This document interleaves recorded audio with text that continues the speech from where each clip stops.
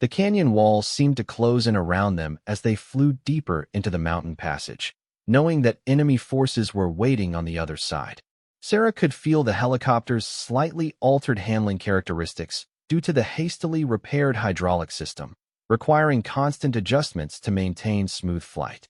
The late afternoon shadows created an almost tunnel-like effect as they navigated the winding canyon route. Marcus monitored their progress while scanning for any signs that enemy forces might have discovered their approach route. 15 minutes to canyon exit, he announced through the intercom. No unusual activity detected so far.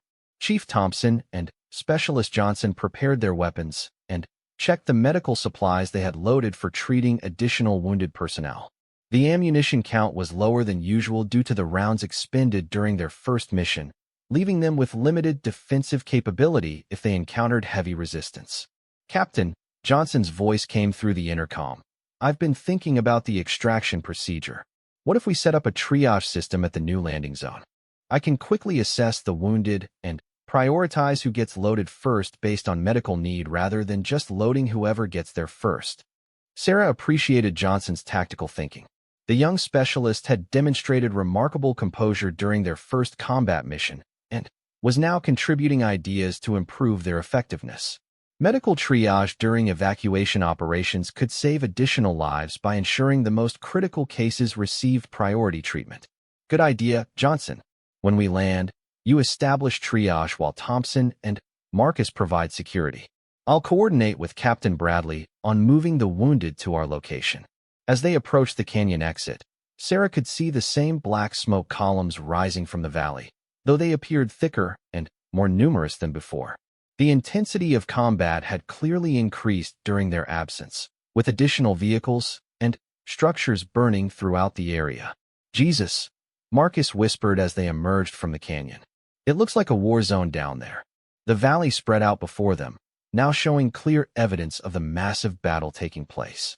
Explosions erupted constantly throughout the area as enemy mortars and rocket-propelled grenades impacted near the American defensive positions. The muzzle flashes from hundreds of weapons created an almost continuous light show across the mountainous terrain. Sarah immediately began evasive maneuvers as they entered the valley, knowing that enemy forces would be watching for their return.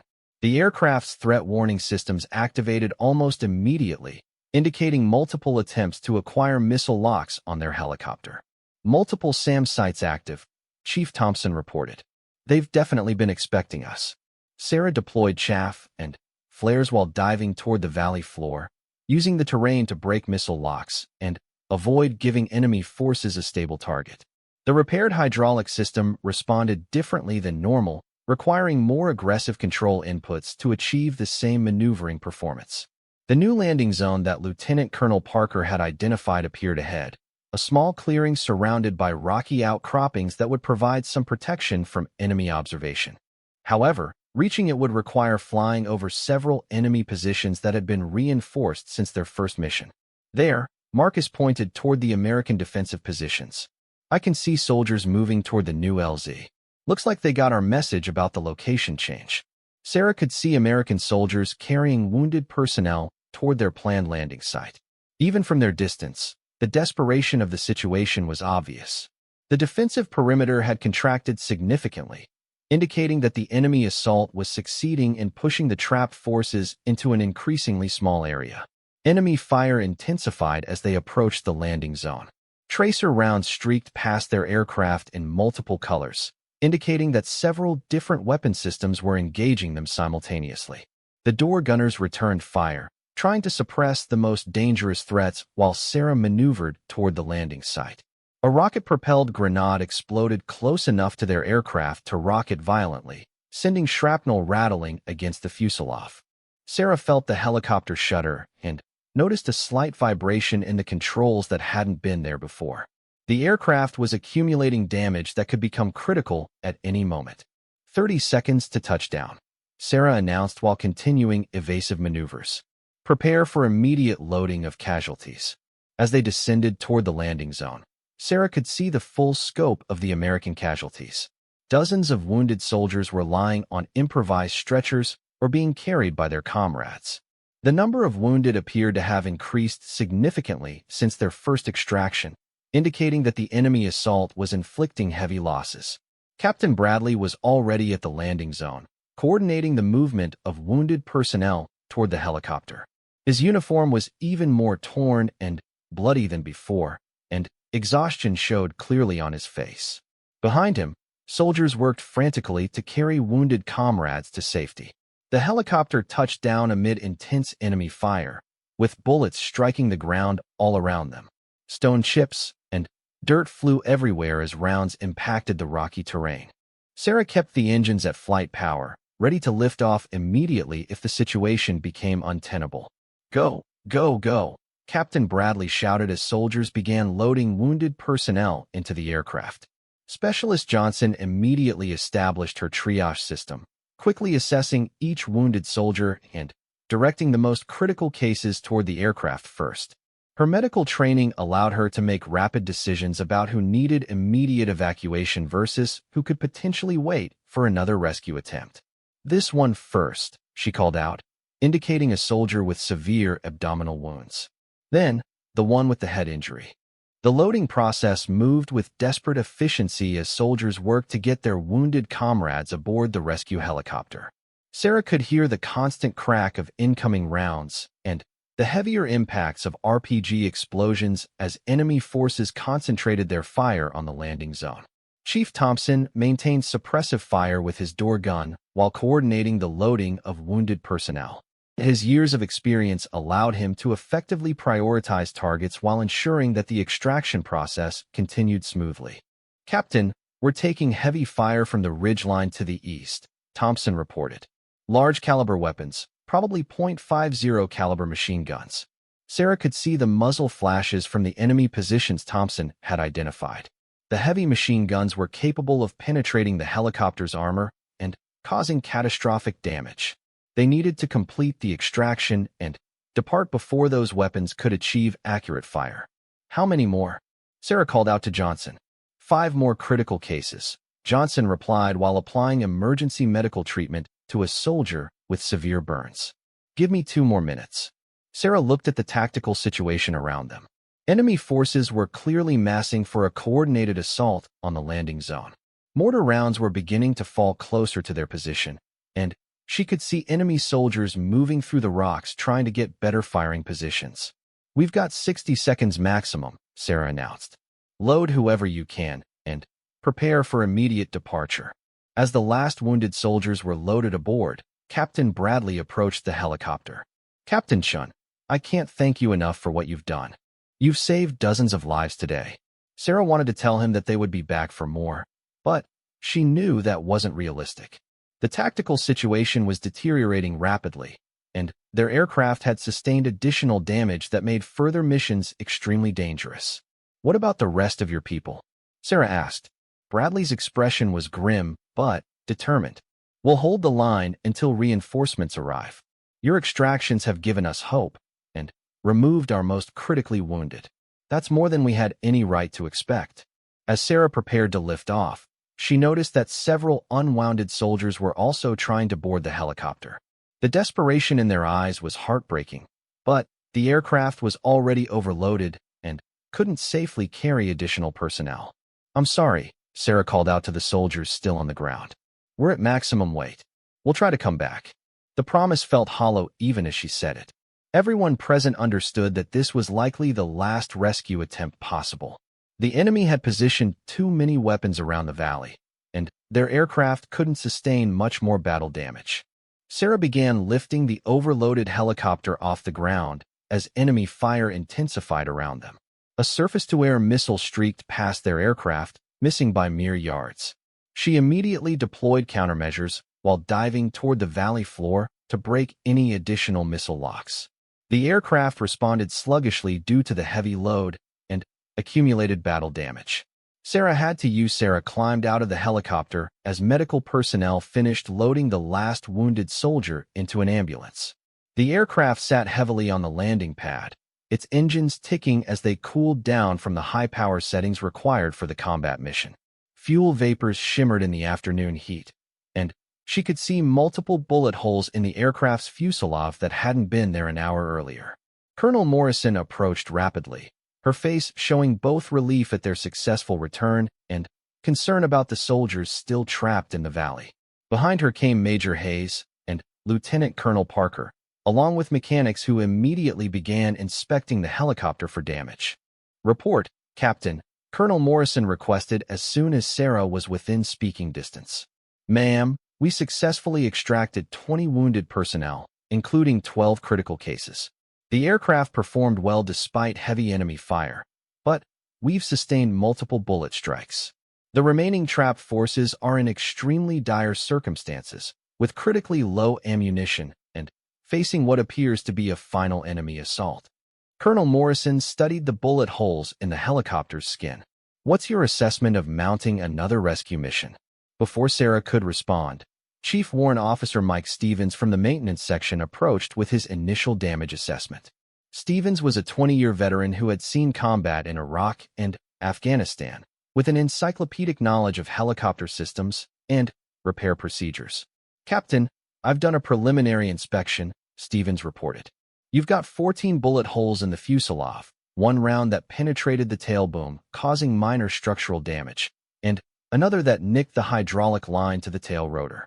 That last one is bleeding fluid slowly, but it's not immediately dangerous." Sarah felt her heart sink. Hydraulic problems could ground the aircraft for hours or even days, depending on the extent of damage. Without hydraulic power to the tail rotor, the helicopter would be uncontrollable in flight. "How long for repairs?" she asked. Stevens consulted his notebook where he had recorded the damage assessment. "The hydraulic line repair will take about 30 minutes. I can patch the other holes with speed tape for now, which will take another 15 minutes. But, Captain, I strongly recommend a more thorough inspection before you fly another combat mission." Colonel Morrison looked at her watch. It was 1,730 hours, and intelligence reports indicated that the trapped forces might not survive another hour without extraction or reinforcement. The time constraints were becoming critical. "Stevens, how confident are you that the aircraft will be safe for flight after the quick repairs?" the colonel asked. The maintenance chief considered his response carefully. "Ma'am, the repairs I can do in the next hour will make the aircraft airworthy for basic flight operations. However, for another combat mission with heavy loads and evasive maneuvering, I'd prefer several hours to do a complete inspection and more permanent repairs." Sarah understood Stevens' concerns, but she also understood that hundreds of soldiers were depending on them for rescue.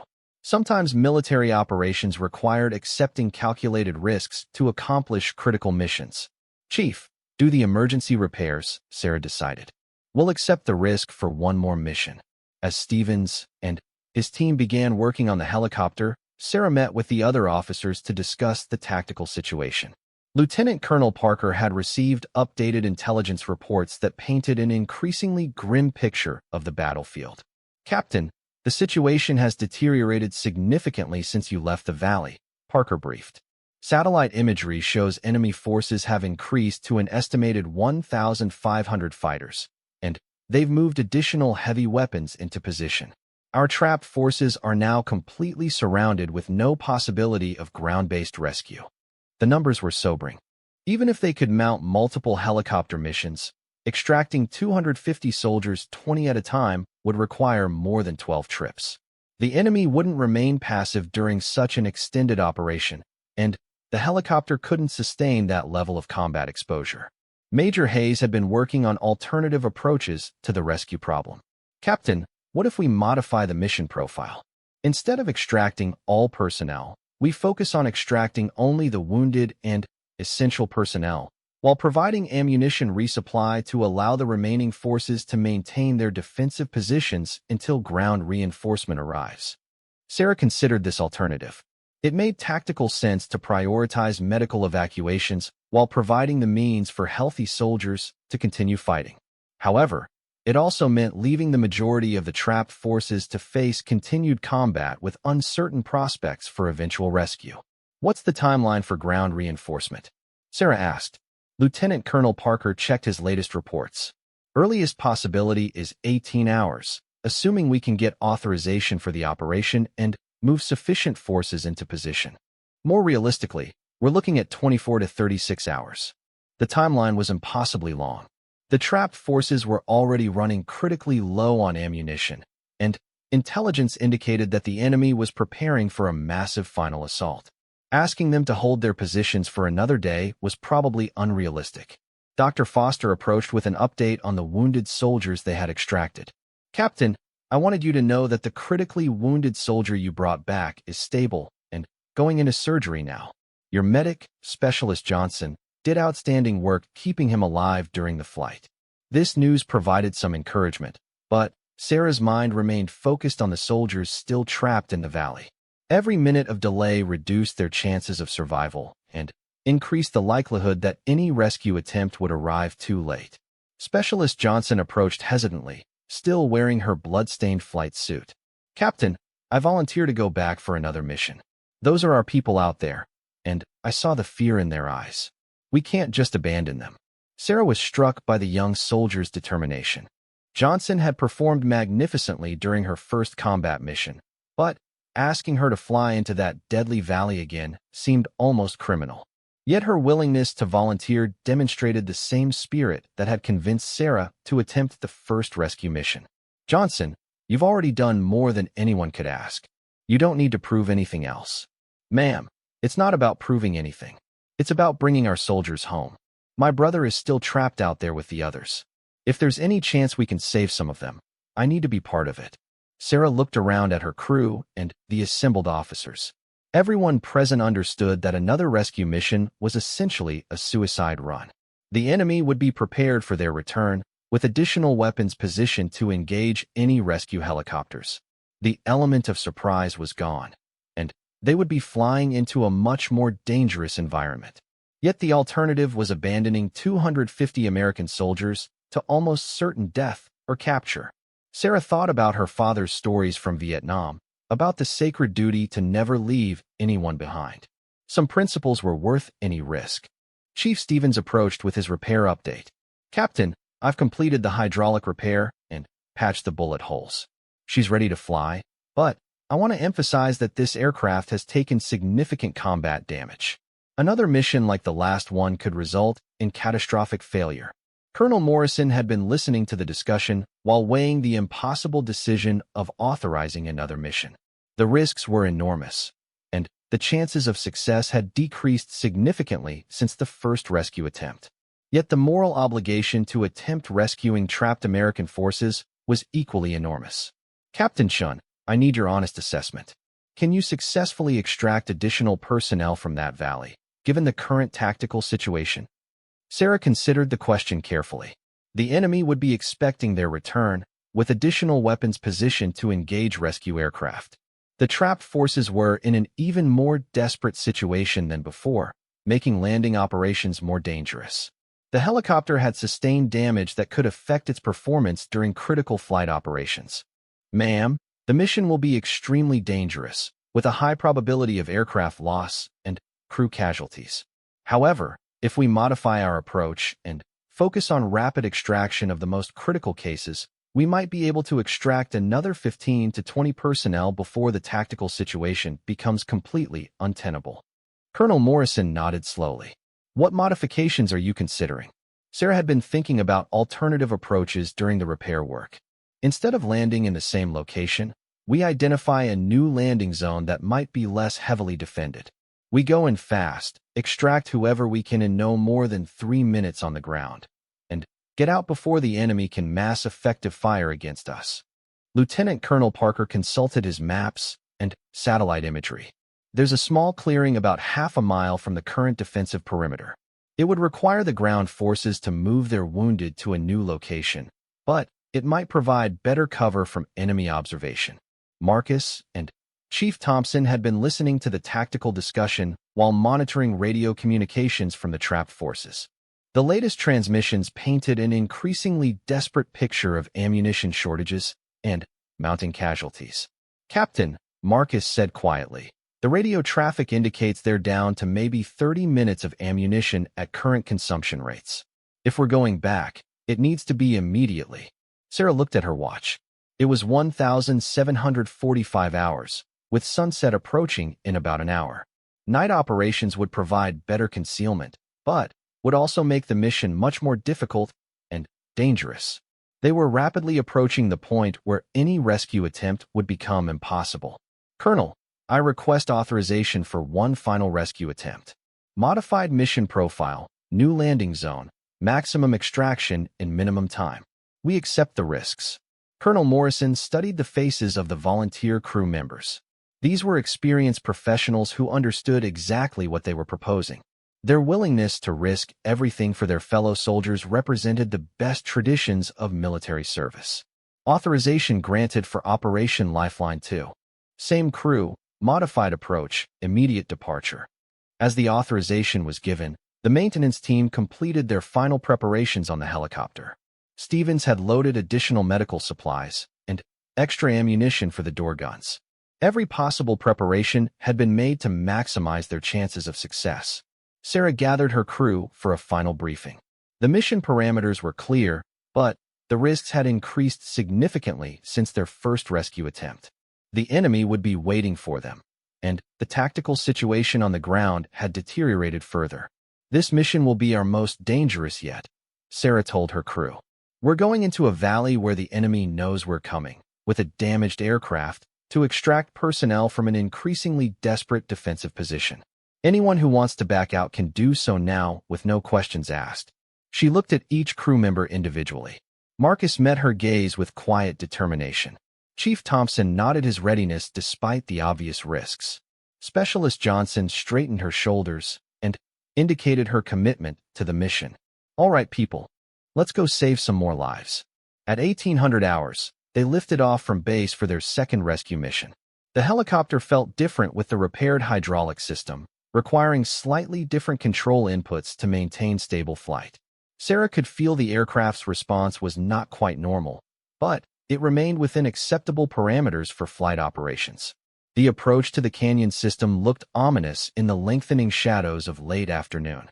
Enemy forces would have had time to reposition their weapons and prepare for the return of rescue aircraft. Flying back into that valley was like walking into a trap, but it was a trap that contained 250 American soldiers who were counting on them for salvation. As they entered the canyon, Sarah couldn't help but wonder if they would emerge alive from the other end.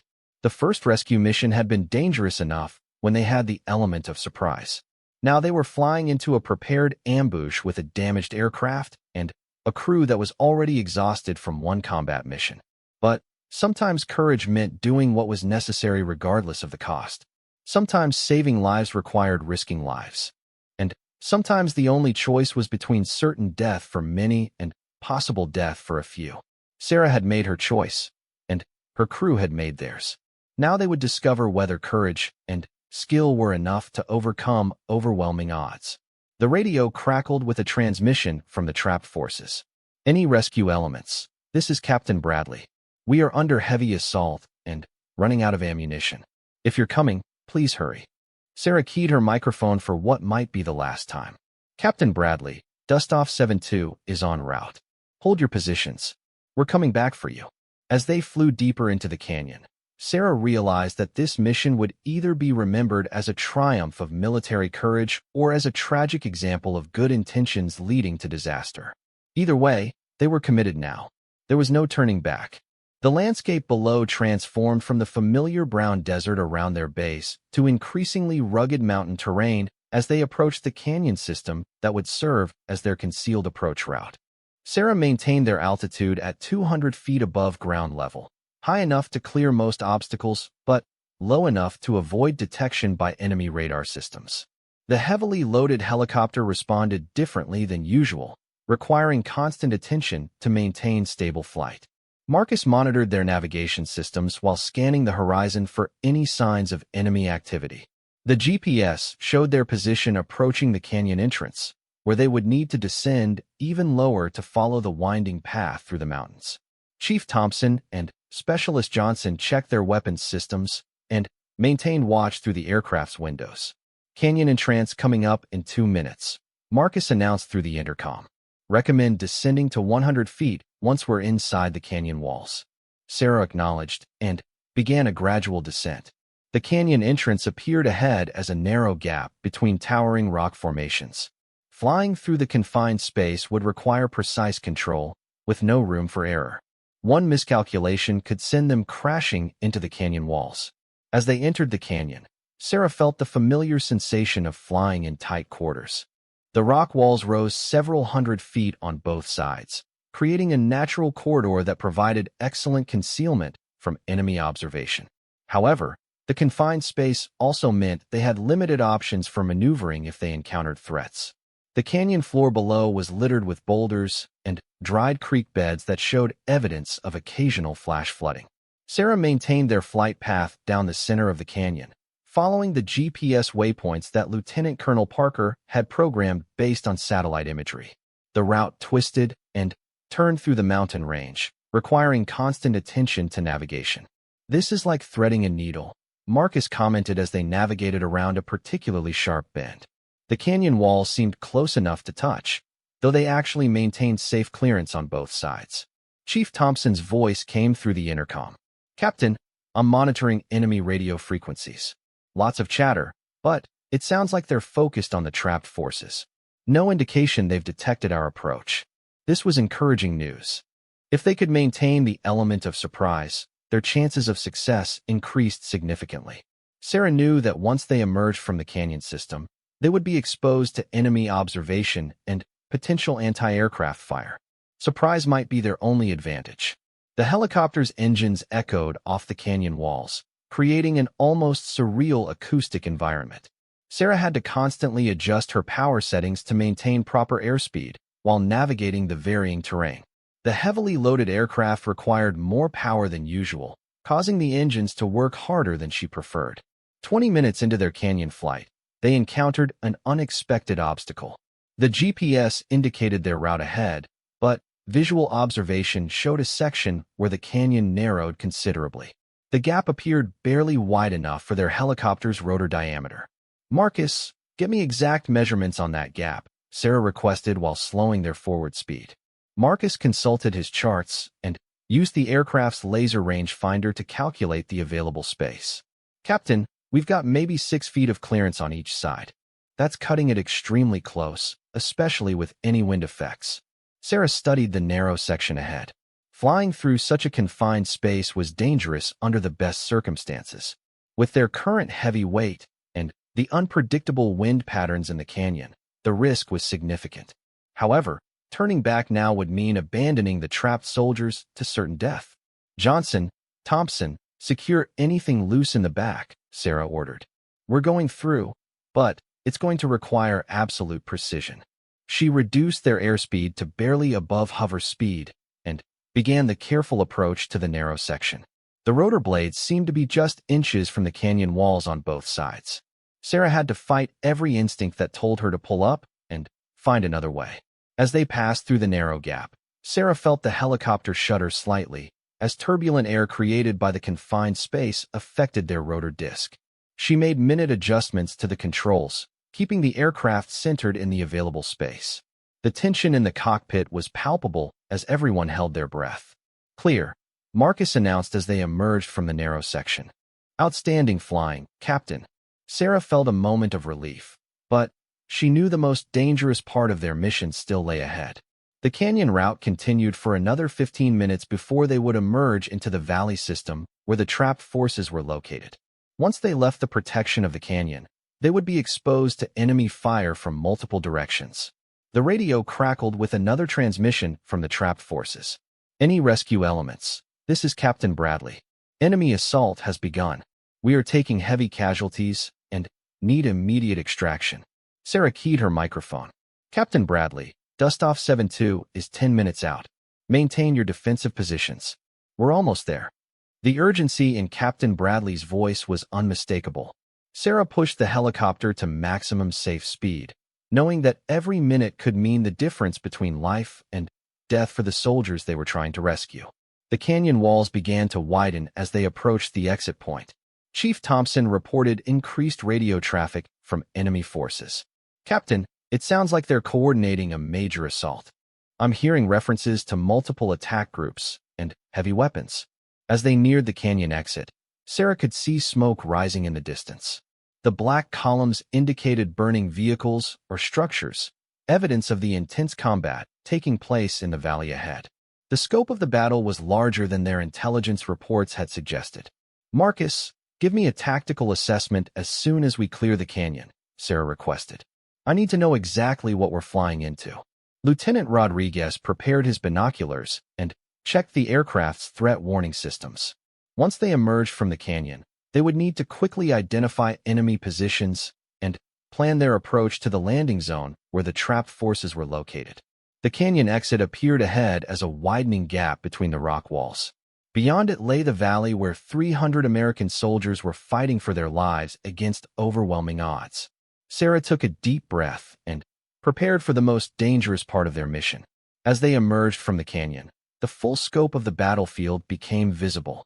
The valley stretched out before them, roughly 3 miles long and a mile wide, surrounded by ridges that provided perfect observation and firing positions for enemy forces.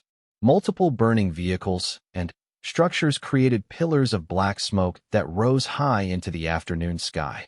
"Jesus," Marcus whispered as he surveyed the scene through his binoculars. "Captain, there are enemy positions everywhere. I count at least 12 heavy machine gun positions on the ridgelines and multiple mortar teams." Sarah could see muzzle flashes from various points around the valley as the enemy continued their assault on the trapped American forces.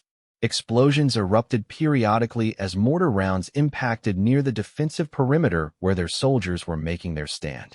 "There," Marcus pointed toward the far end of the valley. "I can see our defensive positions. Looks like they've established a perimeter around what appears to be a small village." Sarah followed his direction and spotted the American defensive positions.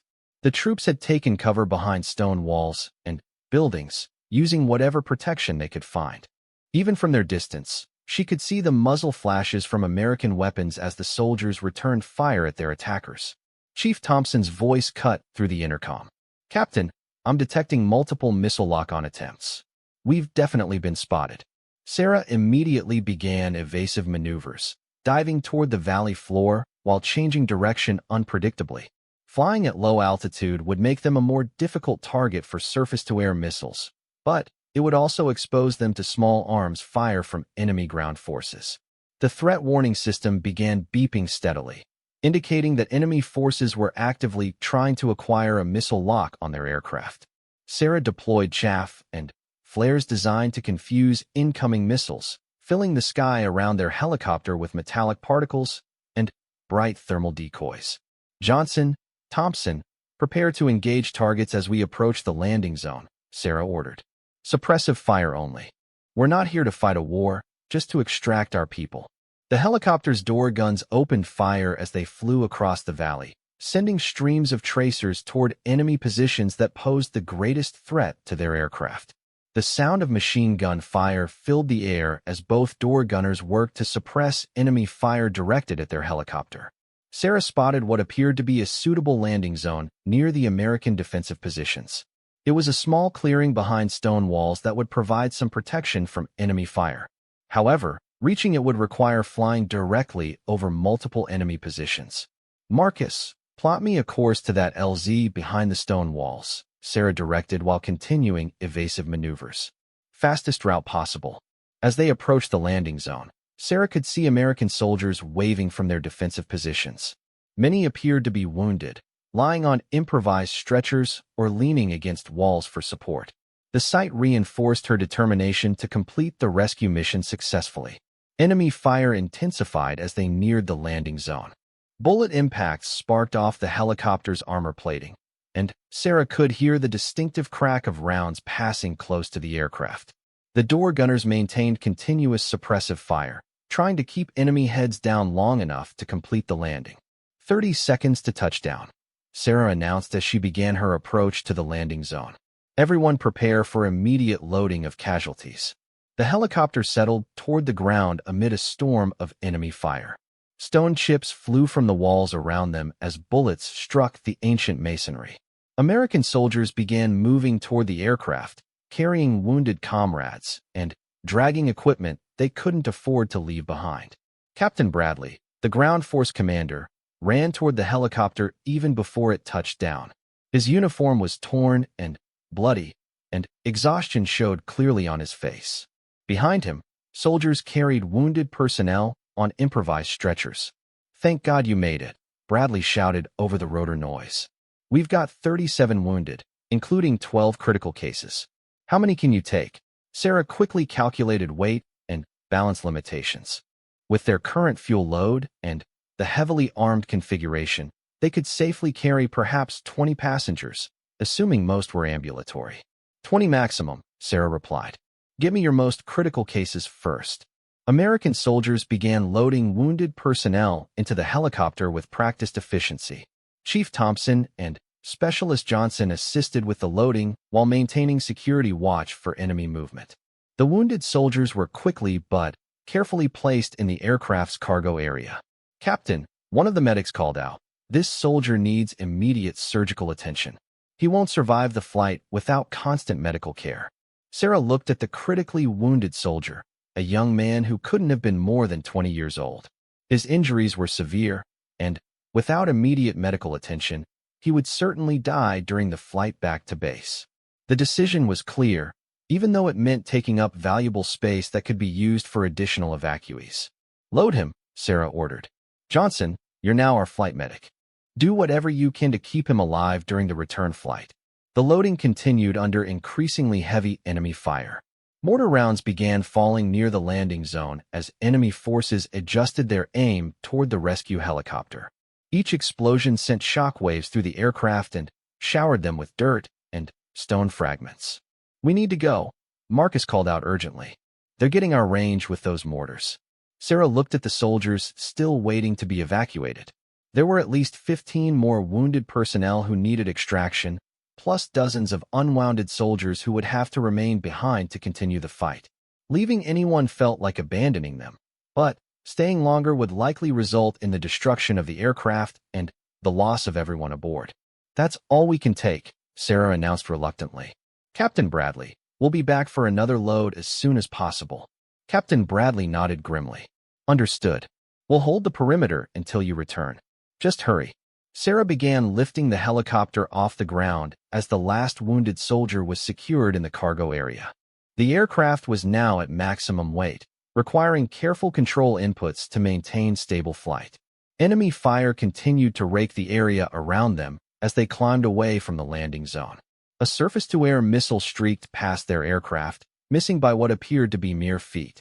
Sarah immediately deployed all remaining countermeasures while diving toward the valley floor to break any additional missile locks. The helicopter shuddered under the stress of the evasive maneuvers. "Johnson, how's our patient?" Sarah called out while fighting to maintain control of the overloaded aircraft. "He's alive, but barely," Johnson replied while applying pressure to a bleeding wound. "I'm doing everything I can, but he needs real medical attention soon." The return flight through the canyon would take at least 40 minutes, followed by another 20 minutes to reach their base. Sarah wasn't certain the critically wounded soldier could survive that long without surgical intervention. However, they had no choice but to try. As they flew back toward the canyon entrance, Sarah could see enemy forces repositioning throughout the valley. The rescue attempt had stirred up a hornet's nest of activity, and the situation for the remaining trapped soldiers was becoming even more dangerous. "Marcus, calculate fuel consumption for the return trip," Sarah requested. "I need to know if we have enough to make another rescue run immediately after dropping off these wounded." Marcus consulted his charts and fuel flow indicators. "Captain, we're going to be cutting it close. With the weight we're carrying and the time spent hovering at the LZ, our fuel reserves are lower than planned. We might have enough for one more trip, but it would be right at our limits." Sarah considered their options.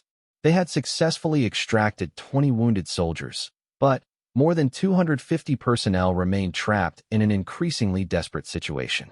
One more rescue flight might extract another 20 people, but what about the remaining 230 soldiers? The radio crackled with a transmission from Captain Bradley. "Dustoff 7-2. Enemy is massing for what appears to be a final assault. We're running critically low on ammunition. If you're coming back, it needs to be soon." Sarah keyed her microphone. "Captain Bradley, we're en route to base with 20 wounded. We'll attempt to return for another load within 90 minutes. Hold your position. The promise was easy to make, but Sarah wasn't certain they could keep it. Fuel constraints, aircraft maintenance requirements, and the deteriorating tactical situation all worked against them. Yet she couldn't bring herself to abandon the remaining soldiers without at least attempting another rescue run. As they entered the canyon system for the return flight, Sarah pushed the helicopter to maximum safe speed. Every minute saved on the return trip was another minute available for refueling and preparation for a possible second rescue attempt. The wounded soldiers in the cargo area needed medical attention, but the soldiers still trapped in the valley needed rescue even more urgently. The flight through the canyon seemed to take forever, even though they were actually making good time. Sarah could hear Specialist Johnson working frantically to keep the critically wounded soldier alive, administering medications and monitoring his vital signs. The young soldier's determination to save her patient was evident in every action. "He's still with us," Johnson reported, "but his blood pressure is dropping. I don't know how much longer he can hold on." Sarah found herself flying faster than was strictly safe, trading increased risk for reduced flight time. The canyon walls seemed to blur past as they raced toward their base and the medical facilities that could save the wounded soldier's life. As they emerged from the canyon system, Sarah could see their base in the distance. Smoke from the aircraft's engines trailed behind them, evidence of the hard work the power plants had been doing during the mission. Everything depended on reaching base quickly enough to save the wounded and prepare for a possible return trip to extract more soldiers. The control tower's voice crackled through their headsets. "Dustoff 7-2, medical personnel are standing by. Land on pad 3 for immediate casualty transfer." Sarah acknowledged and aimed for the designated landing pad, where she could see medical personnel already waiting with stretchers and emergency equipment. Dr. Foster and her team had prepared everything needed to provide immediate trauma care for the wounded soldiers. As the helicopter settled onto the landing pad, medical personnel swarmed toward the aircraft. The wounded soldiers were quickly but carefully transferred to waiting stretchers and rushed toward the medical facility. Sarah watched as the critically wounded young soldier was carried away, still alive, but requiring immediate surgery. Chief Thompson and Specialist Johnson climbed out of the aircraft, both showing the stress of their first combat rescue mission. Johnson's uniform was stained with blood from treating the wounded soldier, and her hands shook slightly from the adrenaline of combat. "Outstanding work, both of you," Sarah told her crew. That was exactly the kind of performance that saves lives. But even as she praised her crew's performance, Sarah's mind was already focused on the possibility of a return trip. More than 250 soldiers remained trapped in that valley, facing overwhelming enemy forces with limited ammunition and no other hope of rescue. The question was whether they could mount another mission before it was too late. Colonel Morrison stood in silence for what felt like an eternity, weighing the impossible decision before her. The operations center buzzed with quiet activity as radio operators continued monitoring communications from the trapped forces. Each transmission brought increasingly desperate updates about ammunition running low, wounded soldiers needing medical attention, and enemy forces preparing for what appeared to be a final coordinated assault. Sarah watched the colonel's face, seeing the internal struggle that came with command responsibility. Patricia Morrison had built her career on calculated risks and sound tactical decisions. What Sarah was proposing flew in the face of everything military doctrine taught about acceptable losses and mission probability assessments. Yet sometimes leadership meant making decisions that couldn't be justified by textbook analysis. "Captain Chun," the colonel finally spoke, her voice heavy with the weight of decision. "I need you to understand something. If I authorize this mission, you'll be completely on your own. No close air support, no ground backup, no rescue helicopters standing by if things go wrong. You'll be flying into what our intelligence services consider a death trap, with the lives of your crew depending entirely on your skills and a considerable amount of luck." Sarah straightened her shoulders. "I understand, ma'am. We all do." Major Hayes stepped forward one more time. "Colonel, I respectfully request that you reconsider. The tactical assessment clearly shows this mission has less than a 20% chance of success. We're potentially throwing away a valuable aircraft and experienced crew for what amounts to a desperate gamble. The Major's concerns were valid from a purely military standpoint. Helicopter crews took months to train and years to develop into effective teams. The UH-60 Black Hawk itself represented millions of dollars in sophisticated equipment. From a resource management perspective, the mission made no sense. But Sarah could hear the radio transmissions continuing in the background, American voices calling for help that might never come. She thought about the families back home who were going about their daily lives, unaware that their sons and daughters were facing death in a valley thousands of miles away. Someone had to at least try to bring them home. Lieutenant Rodriguez spoke up from his position near the door. "Ma'am, if I may, we knew the risks when we signed up for this job. Every mission we fly has the potential to be dangerous. This one is just more dangerous than most. But those soldiers out there didn't get a choice about being trapped. They're depending on us to do our job." Chief Thompson nodded his agreement. "Colonel, I've got 18 years in the Army. I've seen what happens when we leave people behind. It haunts you forever. I'd rather take the risk than live with knowing we didn't even try." Colonel Morrison looked at each member of the crew, seeing the determination in their faces. These weren't reckless young soldiers looking for glory. They were experienced professionals who understood exactly what they were volunteering for. Their willingness to risk everything for their fellow soldiers represented the best of military tradition. The colonel walked over to her desk and pulled out a sealed envelope. Inside were the authorization codes needed to approve high-risk rescue missions. She had hoped never to have to use them, but circumstances sometimes demanded extraordinary measures. "Captain Shun, I'm authorizing Operation Lifeline under emergency rescue protocols. You and your crew are hereby tasked with attempting the extraction of surrounded American forces from grid reference 41 SMT 12456-23789. Mission time frame is immediate departure with completion no later than 1900 hours." Sarah felt a mixture of relief and terror as the official authorization was given. Now there was no turning back. The mission was real, and the lives of potentially hundreds of soldiers depended on their success. Major Hayes immediately began pulling together everything they would need for the mission. "We'll need to modify your aircraft loadout. Extra fuel tanks for extended range, medical supplies for treating wounded, and additional defensive equipment." The preparation phase moved with military efficiency.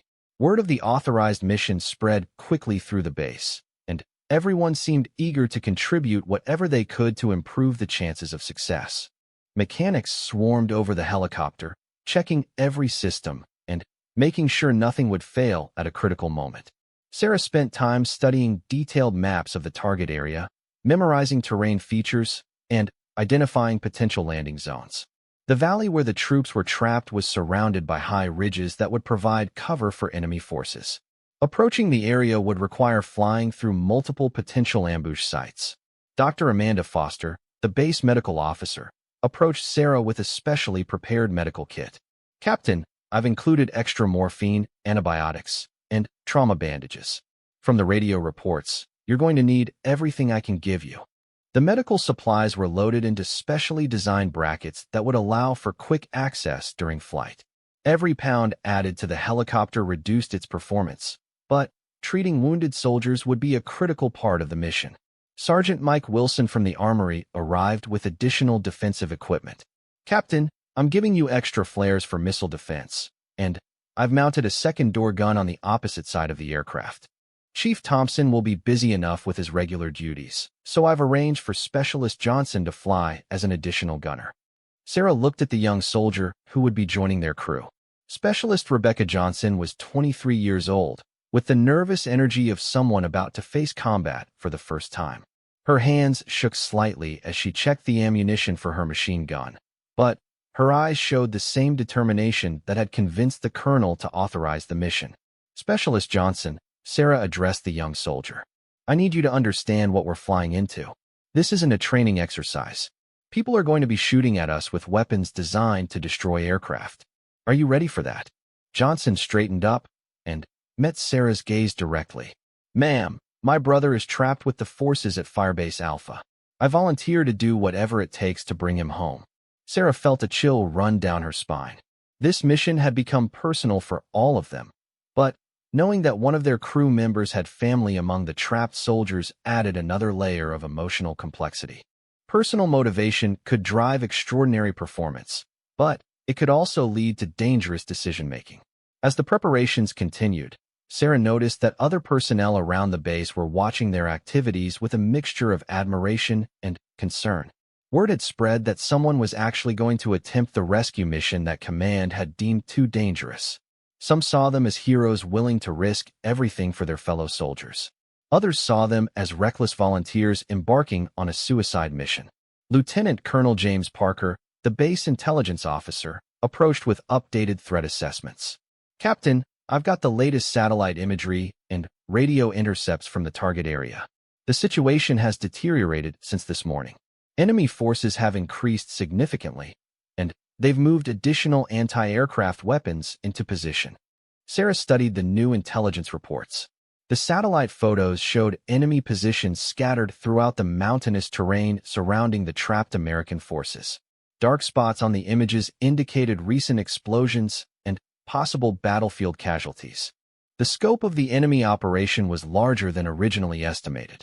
"The good news," Lieutenant Colonel Parker continued, "is that we've identified a possible approach route that might avoid the heaviest concentrations of enemy forces.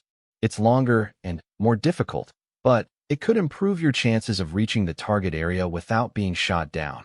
The alternate route required flying through a narrow canyon system that would provide cover from most surface-to-air missiles. However, it also meant flying at extremely low altitude through terrain that left no room for maneuvering. One wrong move or mechanical failure could result in crashing into the canyon walls.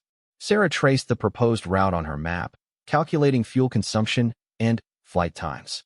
The longer route would stretch their fuel reserves to the absolute limit. They would have enough to reach the target area and return to base, but with no margin for error or unexpected complications. Chief Thompson reviewed the fuel calculations and nodded his approval. "We can make it work, Captain. I've calculated the weight and balance for maximum fuel load. We'll be heavy, but still within operational limits." As afternoon wore on, the final preparations were completed. The helicopter had been thoroughly inspected and equipped with everything they might need for the mission. Sarah conducted a final crew briefing, going over the flight plan, communication procedures, and emergency protocols. "Remember, our primary objective is extracting wounded personnel," she emphasized. "We're not going in there to fight a battle. We get in, load as many people as possible, and get out. If the situation becomes untenable, we abort and try again later." Marcus reviewed the navigation plan one more time. Flight time to target is approximately 45 minutes using the canyon route. We'll have about a 10-minute window on station before we need to begin return flight to avoid running out of fuel. The time constraints were tight, but manageable if everything went according to plan. Sarah knew from experience that plans rarely survive contact with reality, especially in combat situations. They would need to be prepared to adapt quickly to changing circumstances. At 1530 hours, Colonel Morrison called Sarah into her office for a final private conversation. The colonel's expression was grave, reflecting the weight of sending people into what might be their final mission. "Sarah, I want you to know that I'm not ordering you to do this. Even with my authorization, this remains a volunteer mission. If you have any doubts, any concerns about your crew's ability to handle this situation, now is the time to voice them." Sarah considered the colonel's words carefully. She did have doubts about their chances of success, and she was certainly concerned about the dangers her crew would face.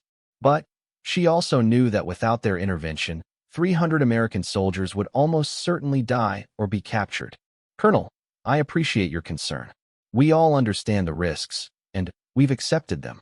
These are our people out there, and we're going to bring them home." Colonel Morrison nodded slowly. "I've been in command for a long time, Captain. I've had to make difficult decisions about acceptable losses and calculated risks. But I've never had to tell families that we didn't even try to save their loved ones. If you can pull this off, you'll be saving more than just soldiers. You'll be saving the families who are waiting for them to come home." As Sarah left the colonel's office, she felt the full weight of responsibility settling on her shoulders. This wasn't just about flying a dangerous mission. This was about proving that the military's commitment to never leaving anyone behind was more than just words. It was about demonstrating that some things were worth any risk. The crew gathered at their helicopter for final checks.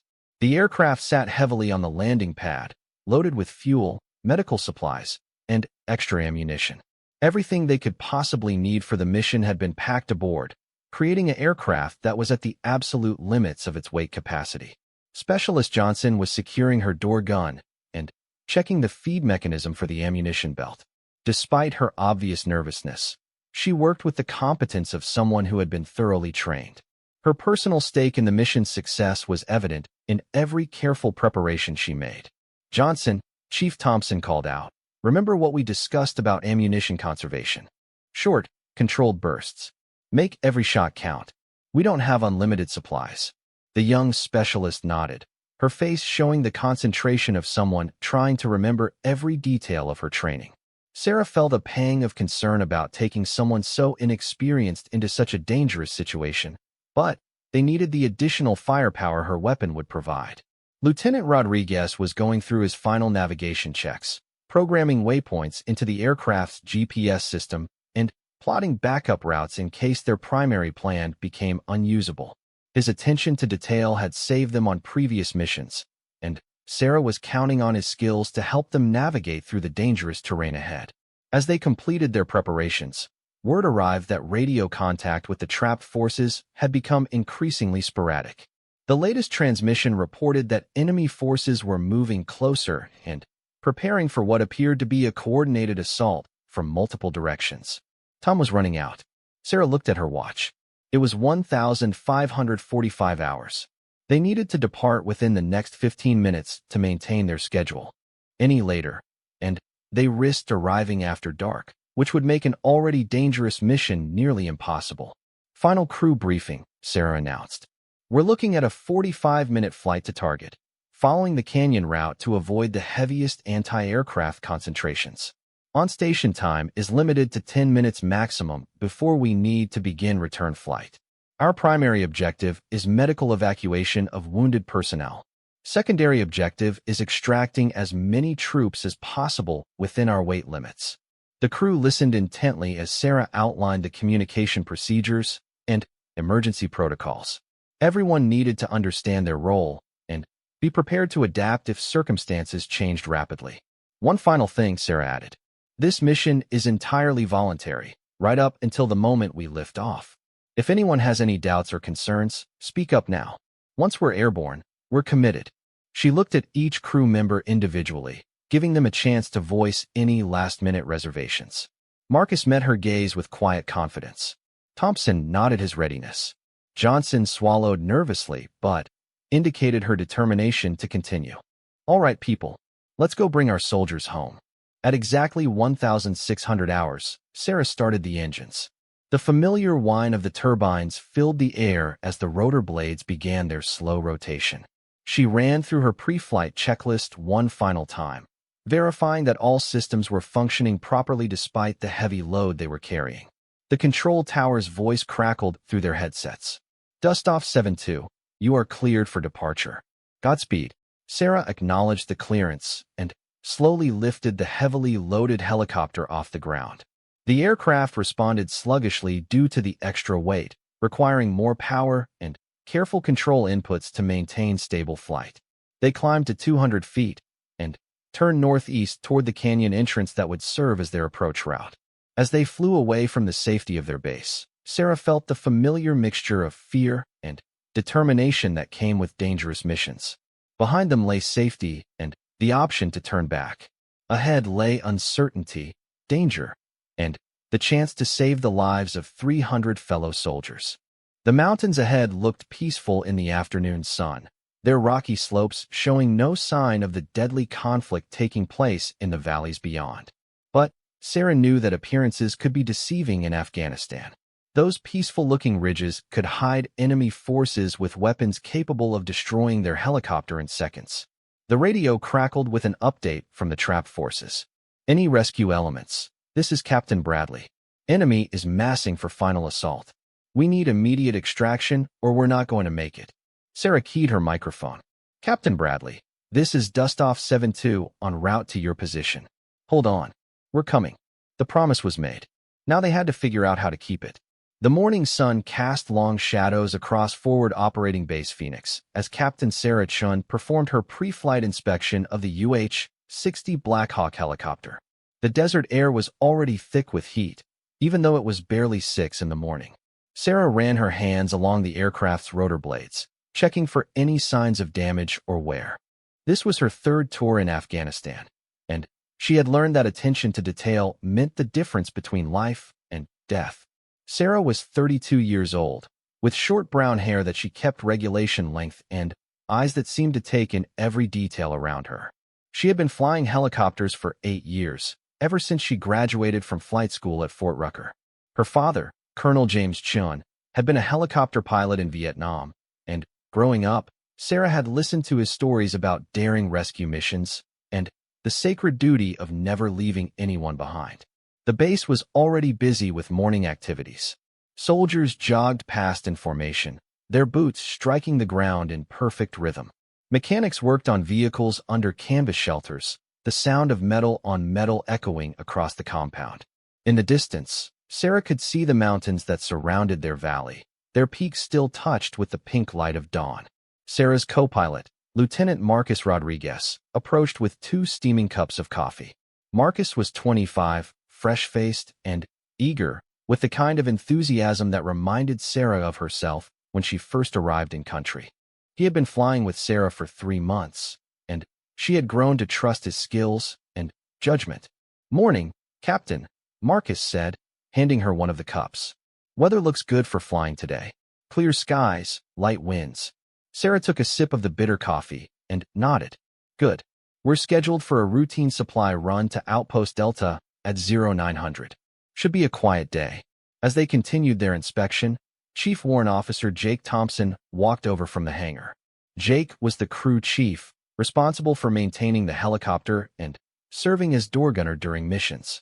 He was a veteran of Iraq and Afghanistan, with 15 years of military service under his belt. His weathered face showed the strain of multiple deployments, but his eyes remained sharp and focused. "Birds ready to fly, Captain," Jake reported. "All systems checked out green during the overnight maintenance. Fuel tanks are topped off, and we've got a full load of medical supplies and ammunition for Delta." Sarah nodded her approval. Outpost Delta was one of the smaller forward positions, located about 40 miles northeast of their base. It housed roughly 50 soldiers who spent their time patrolling the surrounding area and gathering intelligence on enemy movements.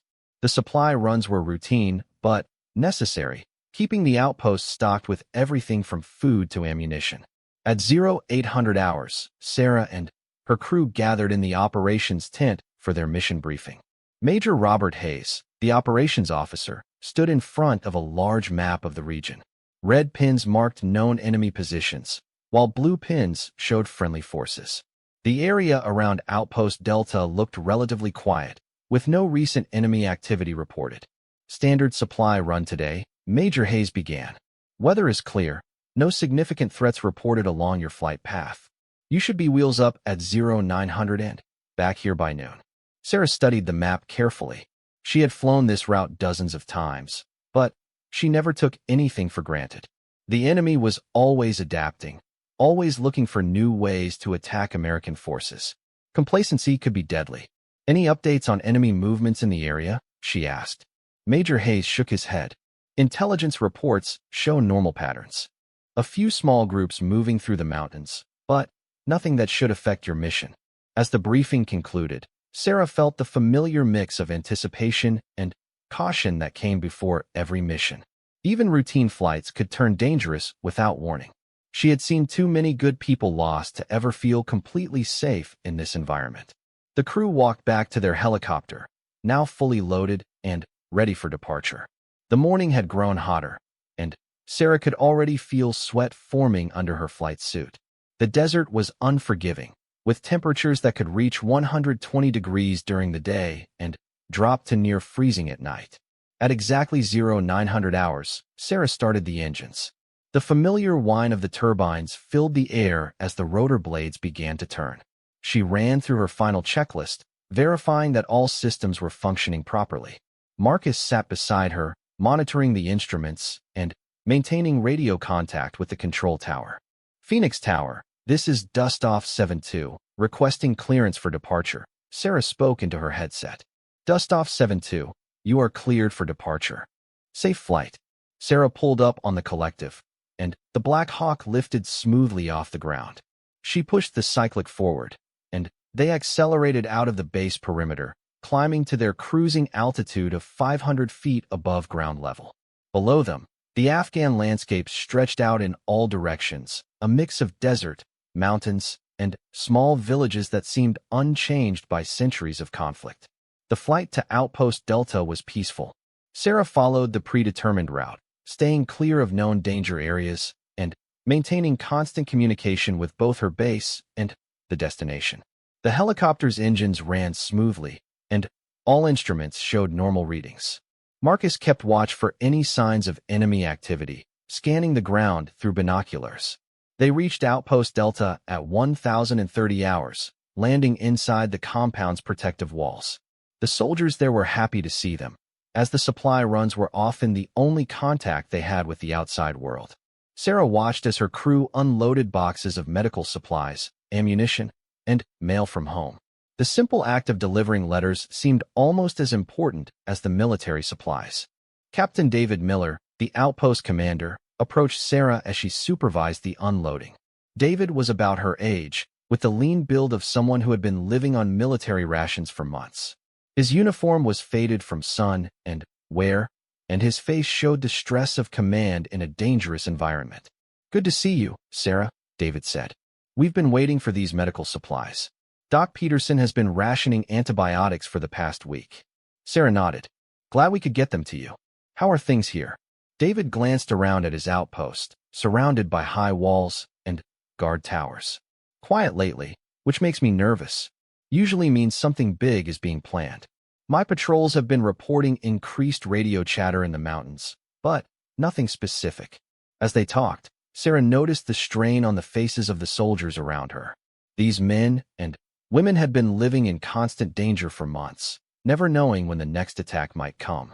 Their isolation made them dependent on supply runs like hers for both physical needs and morale. The unloading was completed quickly, and Sarah prepared for the return flight. The afternoon heat was building, and she wanted to get back to base before the thermal conditions made flying more difficult. Hot air was thinner, reducing the helicopter's performance and making it harder to maintain altitude. At 1115 hours, they lifted off from Outpost Delta and began the return journey. Sarah followed the same route they had taken on the way out, but something felt different. Marcus seemed more alert, constantly scanning the horizon with his binoculars.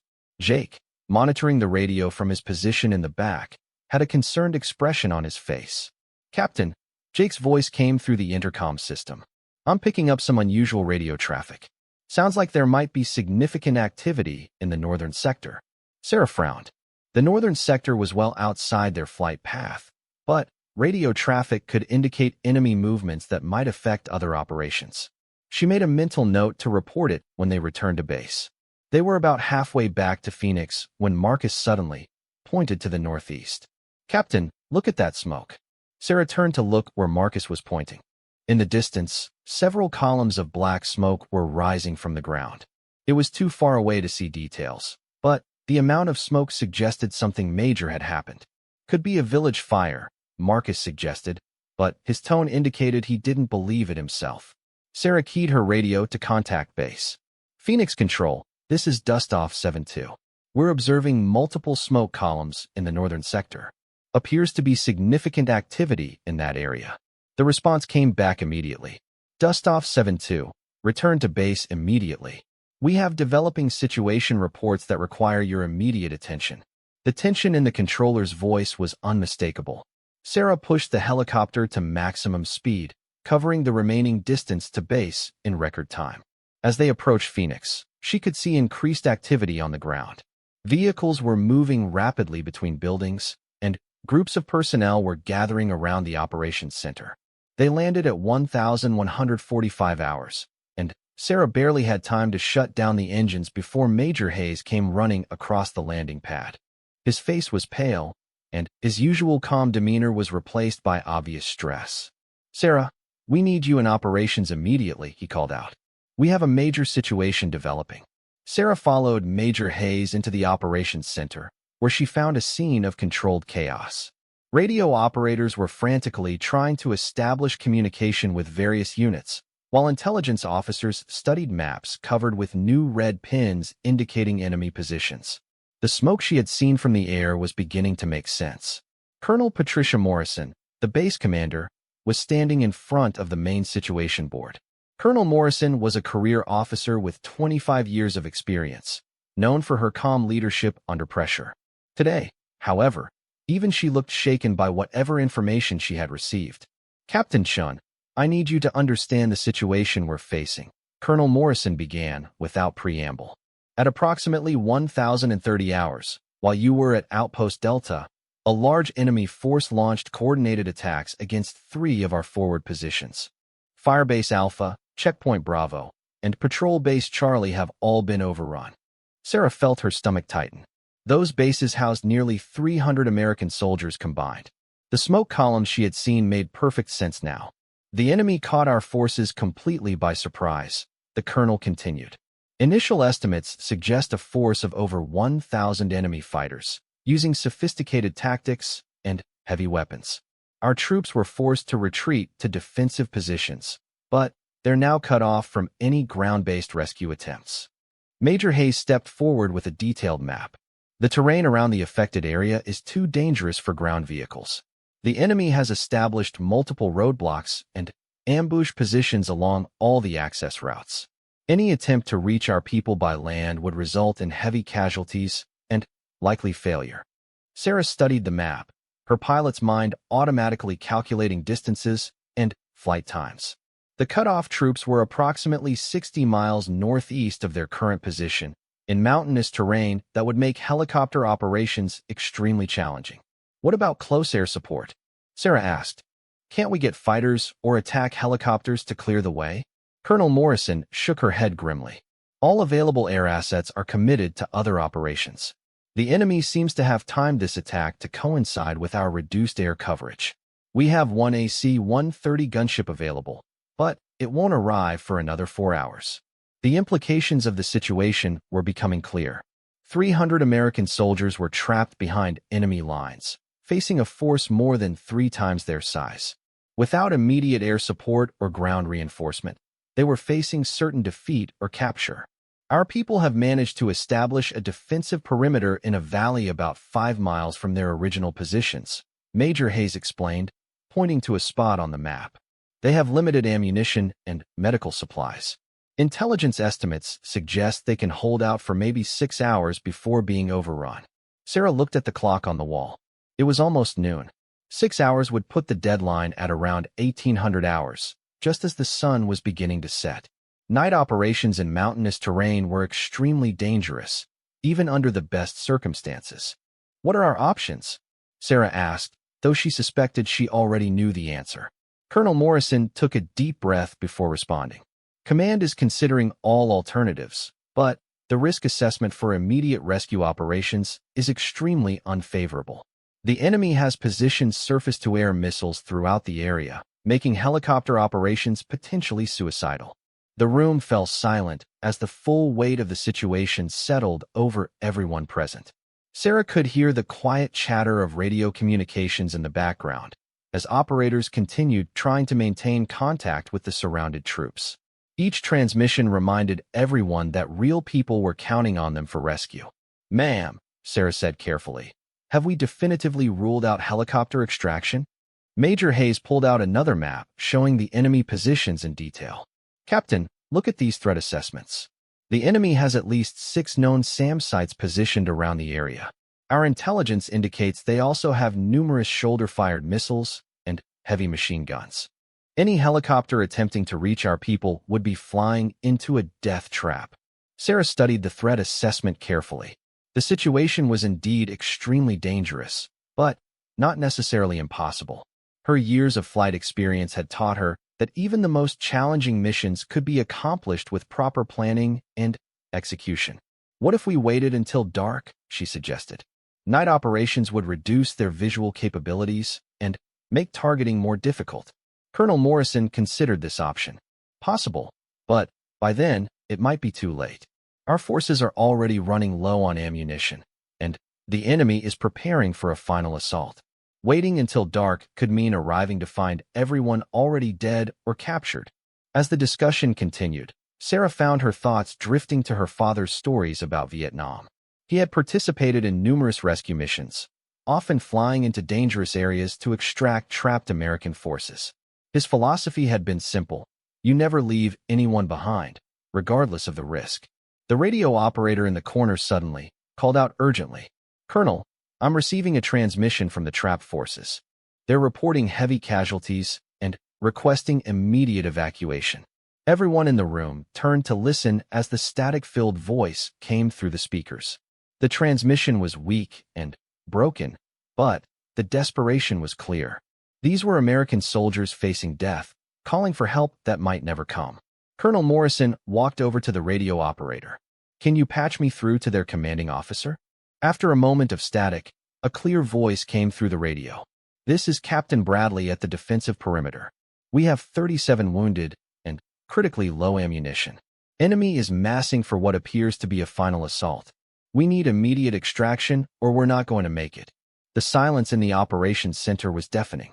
Everyone present understood that they were listening to American soldiers who were probably going to die unless someone found a way to reach them. The weight of command decisions had never felt heavier. Sarah looked around the room at the faces of her fellow officers. She could see the conflict in their eyes, the struggle between military protocol and the desire to save their fellow soldiers. Command structure existed for good reasons, but sometimes following orders meant accepting unacceptable losses. "Colonel," Sarah said quietly, "I volunteer to attempt the rescue mission." Everyone in the room turned to look at her. Colonel Morrison's expression showed both admiration and concern for what Sarah was proposing. "Captain, you understand the risks involved. This isn't a heroic movie. This is a nearly impossible mission with a very high probability of failure and death." Sarah nodded. "Yes, ma'am. I understand the risks. But I also understand that we have 300 American soldiers who are counting on us to find a way. If there's any chance at all, shouldn't we try?" The colonel walked over to the large map and stared at it for several long moments. The weight of deciding whether to authorize what could be a suicide mission was enormous. On one hand, she could lose a valuable helicopter and crew. On the other hand, she might be abandoning 300 soldiers to certain death. Major Hayes stepped forward. "Colonel, I have to recommend against authorizing this mission. The risk assessment clearly shows that the probability of success is minimal. We could lose Captain Chun and her crew without saving anyone." Sarah understood Major Hayes' position, but she couldn't accept it. "Sir, what if it were your soldiers trapped out there? What if it were your son or daughter calling for help? Wouldn't you want someone to at least try?" The question hung in the air like a challenge. Everyone in the room knew that Sarah was right on an emotional level, even if the tactical analysis suggested otherwise. Colonel Morrison finally turned back to face the group. "Captain Chun, if I authorize this mission, you would be flying alone. I can't order anyone else to participate in what amounts to a volunteer suicide mission." Sarah had already considered this possibility. "Ma'am, I believe Lieutenant Rodriguez and Chief Thompson will volunteer to come with me. We've flown together long enough to trust each other completely." As if on cue, Marcus and Jake appeared in the doorway of the operations center. Word of the situation had spread quickly throughout the base, and they had come to find out what was happening. "Captain," Marcus said simply, "if you're going, we're going with you." Jake nodded his agreement. "Those are our people out there, ma'am. We can't just leave them." Colonel Morrison looked at the three-person crew standing before her. They were volunteering for what could very well be their final mission, and they all understood the stakes involved. Their courage was undeniable, but their survival was questionable. When the radio crackled to life at 0347 hours, Captain Sarah Chin knew her world was about to explode. 300 American soldiers trapped behind enemy lines. No air support available. Command had written them off as acceptable losses.